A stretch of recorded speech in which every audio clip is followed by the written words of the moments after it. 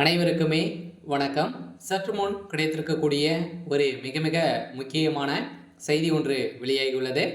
சற்று முன் உதயநிதி ஸ்டாலின் பண்ணை வீட்டில் அமலாக்கத்துறை திடீர் சோதனை, 950 கோடி சிக்கியது. இது மாதிரி பார்த்தீங்கன்னா செய்திகள் வெளியாகிருக்கு.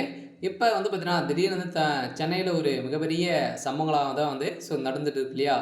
பார்த்தீங்கன்னா உதயநிதியுடைய பேசிய வாய்க்கோளுப்பெல்லாம் பார்த்தீங்கன்னா இப்போ திமுகவுடைய தலைமையகத்துக்கே பார்த்தீங்கன்னா ஒரு மிகப்பெரிய இடியாக தான் விழுந்திருக்கக்கூடிய நிலை உருவாகி இருக்கு. இதன் அடிப்படையில் தான் பாஜக செய்த சம்பவத்தின் அடிப்படையில் பிரதமர் மோடி அவர்கள் பார்த்தீங்கன்னா உதயநிதி ஸ்டாலின் அவர்கள் பார்த்தீங்கன்னா துணை முதல்வர் ஆனதிலிருந்தே நிறைய பேச்சுக்களை வாய்க்கொழுப்பாலும் பார்த்தீங்கன்னா அவருடைய வாய்க்கொழுப்பால் போய் விட்டு இருக்கக்கூடிய நிலை உருவாகியிருக்கு.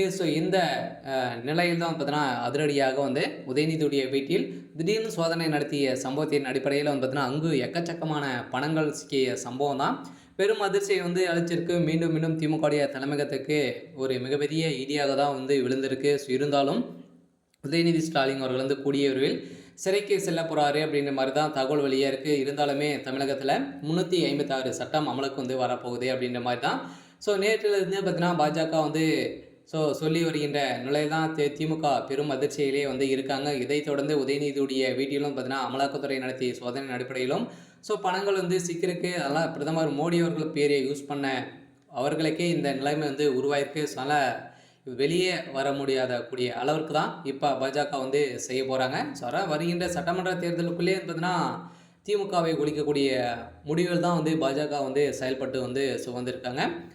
இருந்தாலும் என்ன செய்ய போகிறாங்க அப்படின்றத தொடர்ந்து வீடியோவில் பார்க்கலாம். அதுக்கு முன்னாடி மறக்காமல் நம்மளுடைய சேனலை சப்ஸ்கிரைப் பண்ணி சப்போர்ட் பண்ணுங்கள். வாங்க வீடியோக்குள்ளே போகலாம்.